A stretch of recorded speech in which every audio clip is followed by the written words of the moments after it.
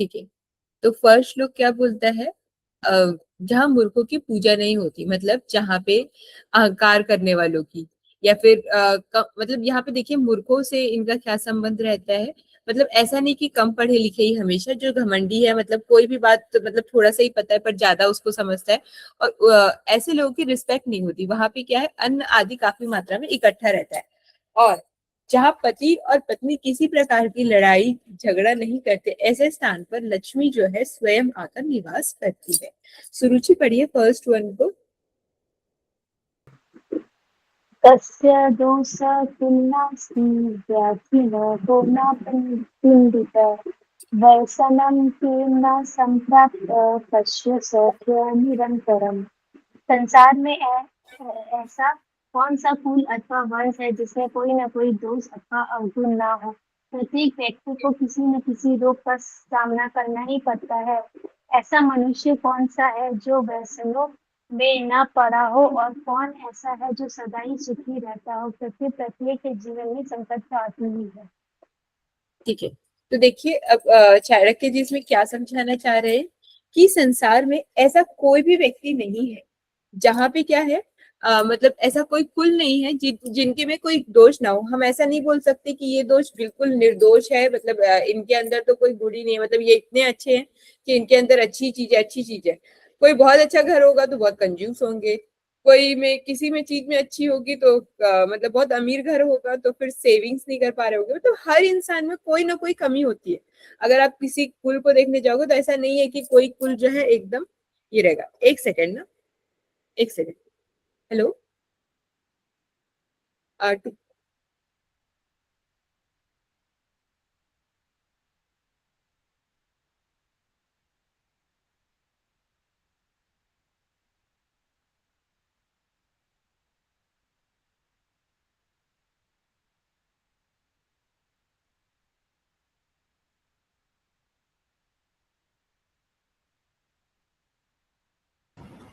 देखिए संसार में ऐसा कौन सा कुल कौन सा वंश है जिसमें दोष नहीं है, तो ऐसा हर में है कि किसी न किसी प्रकार का अवगुण रहेगा। ठीक है। ऐसा कोई इंसान नहीं है जिसको किसी प्रकार का रोग नहीं है। अगर आप ये सोचे कि अरे इसको तो ये रोग है, ये तो मतलब अच्छा नहीं है, तो ऐसा नहीं है। हर इंसान को किसी न किसी प्रकार का रोग या अथवा बीमारी से सामना करना पड़ता है। ठीक है। ऐसा कोई मनुष्य नहीं है जो किसी न किसी प्रकार के एडिक्शन में नहीं पड़ा। हर इंसान को कोई ना कोई एडिक्शन पड़ा है। जरूरी नहीं कि सिगरेट पी रहा है, दारू पी रहा है, यही एडिक्शन है। और भी प्रकार के एडिक्शन होते हैं। अब हम लोग को देखिए फोन का एडिक्शन हो जाता है, किसी को किसी चीज का, तो किसी ने हर इंसान को किसी न किसी प्रकार का एडिक्शन होता है। ऐसा कोई व्यक्ति नहीं है जो सदा सुखी रहता हो, क्योंकि प्रत्येक के जीवन में संकट आता है। तो यहाँ पे चाणक्य जी क्या बता रहे हैं कि किसी की लाइफ परफेक्ट नहीं है। आप किसी को ये नहीं बोल सकते कि वो एकदम परफेक्ट है, ठीक है, या फिर किसी का परिवार परफेक्ट है। नेक्स्ट है मुनिका, पढ़िए। आचारः कुलमाख्यति देशमाख्यति भाषणम् संग्रह स्नेहमाख्यति वपुराख्यति भोजनम। मनुष्य के व्यवहार से उसके कुल का ज्ञान होता है। मनुष्य की बोलचाल से इस बात का पता चलता है कि वह कहाँ का रहने वाला है। वह जिस प्रकार का मान सम्मान किसी को देता है, उससे उसका प्रेम प्रकट होता है, और उसके शरीर को देखकर उसके भोजन की मात्रा का अनुमान लगाया जा सकता है। ठीक है। तो देखिए आचार्य क्या बोल रहे हैं कि व्यक्ति के आचरण से उसके संस्कार पता चल जाते हैं, मतलब उसके व्यवहार पता चल जाता है। उसकी भाषा बताती है कि वो किस संस्कृति का है, मतलब उसके बात करने का टोन से पता चलता है कि अच्छा ये कौन से स्टेट से है, कौन सा कहाँ से है। दूसरों के प्रति सम्मान करने से उसका प्रेम समझ में आ जाता है कि हाँ ये व्यक्ति का प्रेम कैसे है। मतलब देखिए पहले तो ऐसे इंसान मीठा मीठा बोलते रहेगा, पर जैसे ही वो उसके रिस्पेक्ट करने की बात दी आई, उसकी मतलब आचार व्यवहार की बारी आई, तब पता चलता है कि अच्छा इसके अंदर सही में कितना प्रेम है। और शरीर को देख के पता चलता है कि उस व्यक्ति में खान पान कैसे है, कितना खाता है, कैसे है। ठीक है। नेक्स्ट है ये वाला हो गया ना अब तो। आरती पढ़िए।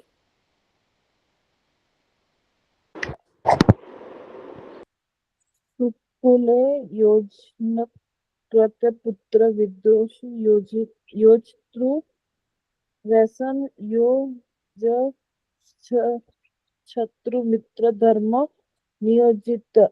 समझदार व्यक्ति का कर्तव्य है कि वह अपनी कन्या का विवाह किसी अच्छे कुल में करे, पुत्र का अच्छी शिक्षा दे, उसे इस प्रकार की शिक्षा दे जिससे उसका मान सम्मान बढ़े, शत्रु को किसी ऐसे व्यवस्था में डाले दे जिससे उसे बाहर निकलना कठिन हो जाए, और अपने मित्र को धर्म के मार्ग पे लगाए। ठीक है, तो यहाँ पे ना चाणक्य जी जो है 4 संबंध के बारे में बता रहे हैं। 4 कौन कौन सी चीजें हैं? पहला है बेटी का विवाह, यानी परिवार, परिवार कैसा होना चाहिए। दूसरा क्या है? शिक्षा, शिक्षा की इंपॉर्टेंस बता रहे हैं। तो अगर हम इसको ऐसा समझे कि पहले जमाने में बेटी को शादी करके जल्दी भेज देते थे और बेटा को मतलब पढ़ाया लिखाया जाता था, तो बेटी बेटा को छोड़ दीजिए, आप चीजों को समझिएगा कि क्यों इंपॉर्टेंस है। शत्रु से बचाव का उपाय और सच्ची मित्रता। ठीक है, तो देखिए, सकुले योजनेन कन्या, मतलब अपनी बेटी का विवाह ऐसे परिवार में होना चाहिए जहाँ पे अच्छे संस्कार, सम्मान हो और अच्छा वातावरण हो। ठीक है, मतलब सिर्फ धन देखकर रिश्ता नहीं करना चाहिए। फिर उसके बाद है पुत्र को अच्छी शिक्षा दे। ये क्या बोलना चाह रहे? पुत्र को अच्छी शिक्षा दे करके बच्चों को केवल पैसा नहीं, अच्छी शिक्षा और संस्कार देने चाहिए, क्योंकि डिग्री होने के बाद भी अगर अच्छा व्यवहार नहीं है तो वो इंसान जो है शिक्षा अधूरी है। और संस्कारवान जो है हर जगह सम्मान पाता है। और दूसरी चीज कि आपने मतलब ऐसा बोलते हैं ना कि अपने बच्चों के लिए पूंजी इकट्ठा करो। पूंजी तो इकट्ठा करो ही करो, पर क्या बोलते हैं, संस्कार भी इकट्ठा करो, क्योंकि पूंजी एक पल में खत्म हो जाएगी पर उसकी विद्या जो है जीवन भर उसके साथ देगी। फिर लास्ट है व्यसने यो जन्म यो मित्रम, मतलब कि सॉरी, योजन मुक्षन, मतलब शत्रु को बुरी आदत में फंसा दो जिससे वो खुद ही खुद कमजोर हो जाए। मतलब किसी से लड़ाई करने से बेहतर है कि उसके ऊर्जा में खुद महसूस कर दो। तो इसलिए देखिए चाइना वाले हमारे साथ क्या करते हैं, हमारे यहाँ ऐसे ऐसे गेम्स लॉन्च कर देते हैं, ऐसे ऐसे चीजें लॉन्च कर देते हैं कि हम लोग ऐसे ही कमजोर हो जाते हैं, हमारी युवा पीढ़ी। जैसे launch of PUBG, launch of TikTok, they was a, मतलब वो एक ग्रेट इम्पैक्ट था हमारे यहाँ के यंगस्टर पे। मतलब मैंने बहुत यूथ को देखा है जिनकी मदर्स बोलती थी कि मेरा बच्चा दिन भर घर से निकलता ही नहीं, उनका फोन छीनो तो वो हम पे ही गुस्सा करते। क्यों? क्योंकि वो दिन रात वो पबजी गेम खेलते थे। आपने देखा है किसी को कि वो एकदम दिन भर खेलते रहते थे पागलों की तरह? तो ये होता है कैसे, मतलब लोग शत्रु को कैसे ये करते। लास्ट है मित्रों को धर्म के मार्ग पे बताना चाहिए। मतलब अगर आपका दोस्त गलत रास्ते पे जा रहा है तो उसको पकड़ के खींच के धर्म के रास्ते पे लाना चाहिए। ठीक है, तो ये 4 चीज इन्होंने बताई है। सानू पढ़िए। बीजस्य च सर्पस्य वरं सर्पो न दुर्जन सर्पो दशन्ति कालेन दुर्जनस्य तु पदे पदे। दुष्ट व्यक्ति और सांप, इन दोनों में से किसी एक को चुनना हो तो दुष्ट व्यक्ति की अपेक्षा सांप को चुनना ठीक होगा, क्योंकि सांप समय आने पर ही काटेगा जबकि दुष्ट व्यक्ति हर समय हानि पहुंचाता रहेगा। ठीक है, तो यहाँ पे क्या है, चाणक्य जी मतलब दो एक बहुत अच्छा मेटाफर एग्जाम्पल के साथ दे रहे हैं। मतलब कि देखिए, अगर कोई दुष्ट व्यक्ति है और उसके साथ सांप है और आप दुख को बोल रहा है कि इन दोनों में से सानू एक को चूज करो, तो वो बोल रहे हैं कि सांप को चूज करना चाहिए। क्यों? क्योंकि जो बुरा इंसान है, जो आपको तकलीफ पहुंचाता है, वो जो है आपको बार बार तकलीफ पहुंचाते रहेगा। जो मतलब सामने में तो अच्छा रहता है पर पीठ पीछे आपकी इमेज खराब करता है। पर जो सांप है वो समय आने पर ही काटेगा, एक बार ही काटेगा, पर वो बुरा इंसान बार बार बार बार आप पे अटैक करेगा। तो ये चीज यहाँ पे बताई जा रही है। सपना पढ़िए।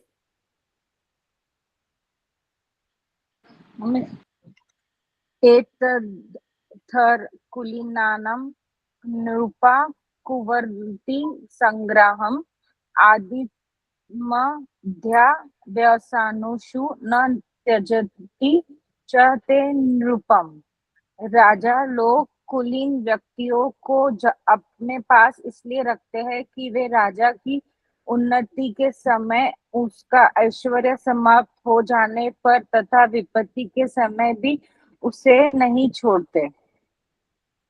ठीक है, तो देखिए राजा लोग क्या करते हैं, अच्छे मतलब संस्कार वाले लोगों को, अच्छे कुलीन वाले लोगों को अपने मतलब उच्च उच्च पदों में रखते हैं। मतलब अपना मंत्री बना लिया, अपना मतलब मुझे उस टाइम के बहुत ज्यादा उच्च पद के नाम याद नहीं आ रहे, पर अगर आज के डेट में बोले तो सीईओ बना दिया, सिपाही बना दिया, मतलब अपने निकटतम पोस्ट पे रखते हैं। क्यों? क्योंकि अगर आपके राज्य की उन्नति हो रही है तब तो वो आपके साथ रहेंगे ही रहेंगे, पर अगर आपका राज्य का ऐश्वर्य समाप्त हो रहा है, विपत्ति के समय भी वो आपका साथ नहीं छोड़ते। ठीक है, मतलब एकदम लॉयल लोगों को अपने इसमें रखते हैं ताकि एटलीस्ट विपत्ति आए तो ये 4 लोग तो हमारे साथ रह करके। विशाखा पढ़िए। विशाखा। यस। कलहे भिन्न मर्यादा भवन्ति किल सागर भेद भेद निश्चिति प्रलयस्यपि न साधवम्। समुद्र भी प्रलय की स्थिति में अपनी मर्यादा का उल्लंघन कर देता है और किनारों को लांघकर सारे देश में फैल जाता है, परंतु सज्जन व्यक्ति प्रलय के समान भयंकर विपत्ति और कष्ट आने पर भी अपनी सीमा में ही रहता है, अपनी मर्यादा नहीं छोड़ता। ठीक है, तो देखिए यहाँ पे क्या बताया जा रहा है कि मतलब एकदम सुनामी की सिचुएशन भी आ जाए ना, तो समुद्र जो है अपनी सीमा लाग जाता है। मतलब समुद्र का जैसे अब मुंबई का बीच होगा तो वो समुद्र मतलब उसके बॉर्डर तक ही पानी आता है, मतलब कभी कभार थोड़े रोड तक आ जाएगा। पर सुनामी जब आती है तो पूरे अगल बगल के शहर गांव जितने भी होंगे सबको पार करके वो पानी जो है पूरा ये कर जाता है। पर जो सज्जन व्यक्ति होता है वो कितनी भी संकट आ जाए, मतलब प्रलय के समान भी विपत्ति आ जाए, फिर भी जो है वो अपने मतलब मर्यादा को नहीं छोड़ता, मतलब अपने जो उसको है उस पर नहीं त्यागता। चलिए एक बार फिर से स्टार्टिंग से पढ़ते हैं। अब सबसे शुरू किन्होंने पढ़ा था?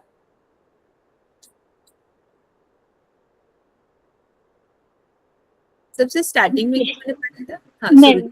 हाँ मूर्खस्तु परिहर्तव्य प्रत्यक्षो द्विपदः पशुः विनति वाक्यश्लेष अदृष्टः कटको यथा। मूर्ख व्यक्ति से दूरी रहना चाहिए क्योंकि मनुष्य दिखता हुआ भी वह दो पैरों वाले पशु के समान है। वह सज्जनों को उसी प्रकार कष्ट पहुंचाता रहता है जैसे शरीर में चुभा हुआ कांटा शरीर को निरंतर पीड़ा देता रहता है।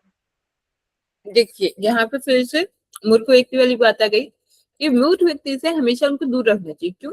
जो घमंडी है, जो आदि बात समझ के कुछ भी बोलने लग जाता है, वो इंसान जो है दो पैरों वाला इंसान तो दिखते रहते पर वो जानवर के समान है, क्योंकि वो अच्छे इंसान को बार बार परेशान करने की कोशिश करता है। जैसे अगर कोई कांटा आपके शरीर में चुभ जाए, वो कैसे बार बार दर्द देगा, हल्का सा भी थोड़ा सा हिल गया वो एरिया फिर दर्द देगा, वैसे ही वो इंसान जो है बार बार आपको परेशान करने की कोशिश करेगा। मेघना पढ़िए।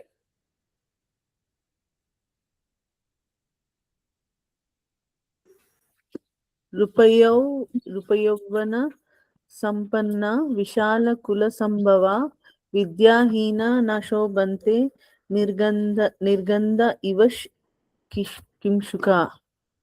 सुंदर रूप वाला यौवन से युक्त ऊंचे कुल में उत्पन्न होने पर भी विद्या से हीन मनुष्य सुगंध रहित डाक अथवा टेसु के फूल की भांति उपेक्षित रहता है, प्रशंसा को प्राप्त नहीं होता।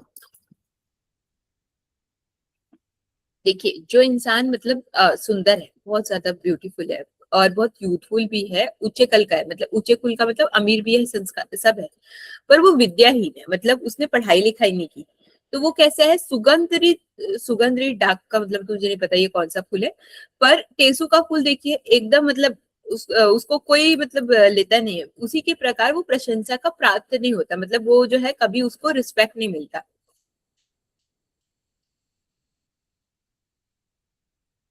मुनिका पढ़िए। कोकिलानां सर्वो रूपं स्त्रीणां रूपं पतिव्रतं विद्या रूपं करूपापाणां क्षमा रूपं तव स्वमिनाम।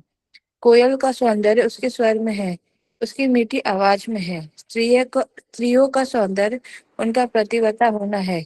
कुरूप लोगों का सौंदर्य उनके विद्यावान होने में है और तपस्वियों की सुंदरता उनके क्षमावान होने में है। ठीक है, तो देखिए यहाँ पे क्या बताया, हर इंसान की सुंदरता या फिर विशेषता बताइए कि मतलब किस कोयल की सुंदरता किसकी है? उसमें स्वर में, मतलब उसकी मीठी सी जो बोली है, बोलता है वो कुहू कुहू, उसमें। स्त्रियों की सुंदरता क्या है? उसके पतिव्रता धर्म में कि कैसे वो अपने पति की रिस्पेक्ट करती है, मतलब उन लोग का जो धर्म। फिर उसके बाद कुरूप इंसान की सौंदर्य, अगर कोई इंसान सुंदर भी नहीं है और एक्सट्रीम नॉलेजेबल है तो भी उसकी सुंदरता किसमें है? विद्यावान में, मतलब उसकी नॉलेज में है। और तपस्वियों की सुंदरता, जो तप करते हैं मतलब उनकी सुंदरता किसमें, क्षमावान होने में, ना कि मतलब इसमें कि गुस्से में कि मैं बहुत तप करता हूँ, मैं बहुत तप करता हूँ, ऐसे। ठीक है, विशाखा पढ़िए तज वाला। त्याज्यते कुलसय कुलसयोः ग्रामस्य यथ कुलं त्याज्यते ग्रामं जनपदस्य आत्मायते पृथ्वी त्याज्यते। यदि एक व्यक्ति का त्याग करने से कुल की रक्षा होती है, उन्नति होती है, सुख शांति मिलती है, तो उस एक व्यक्ति को छोड़ देना चाहिए, उसका त्याग कर देना चाहिए। ग्राम के हित के लिए कुल छोड़ देना चाहिए। यदि एक गांव को छोड़ने से पूरा जिले का कल्याण हो, तो उस गांव को भी छोड़ देना चाहिए। इसी प्रकार आत्मा की उन्नति के लिए सारा भूमंडल का ही त्याग कर देना चाहिए। ठीक है, तो अधिक यदि एक इंसान के त्याग से, मतलब एक इंसान को छोड़ देने से अगर गांव की उन्नति होती है, तो उसकी सुख, मतलब गांव को सुख शांति मिलती है, उन्नति मिलती है, तो उस इंसान को छोड़ देना चाहिए। ठीक है, उसके त्याग कर देना चाहिए। अगर एक मतलब एक ग्राम में एक परिवार है, एक कुल है, मतलब उनके वजह से कोई दिक्कत हो रही है, तो उस कुल को छोड़ देना चाहिए, क्योंकि वो गांव का जो है कल्याण होगा। और किसी एक गांव को छोड़ने से किसी एक जिले का अगर पूरा मतलब ये हो रहा है, तो उस गांव को छोड़ देना चाहिए, ऐसा इसमें बोला जा रहा है। फिर इसी प्रकार आत्मा, ये अब मोक्ष पे ले गए कि अगर आत्मा की उन्नति के लिए सारे भूमंडल का त्याग करना है, तो उसको भी कर देना चाहिए। ठीक है, तो इसके आगे मैम कहा, भूमंडल मतलब? भूमंडल मतलब सारी सृष्टि, मतलब ये पृथ्वी जो है ना, भूमंडल मतलब जहां पे आप रहते हो, उसका त्याग कर देना चाहिए बोल रहा है। मतलब वो जो है मृत्यु को मतलब प्राप्त करके मोक्ष को प्राप्त करने वाली बात है ये।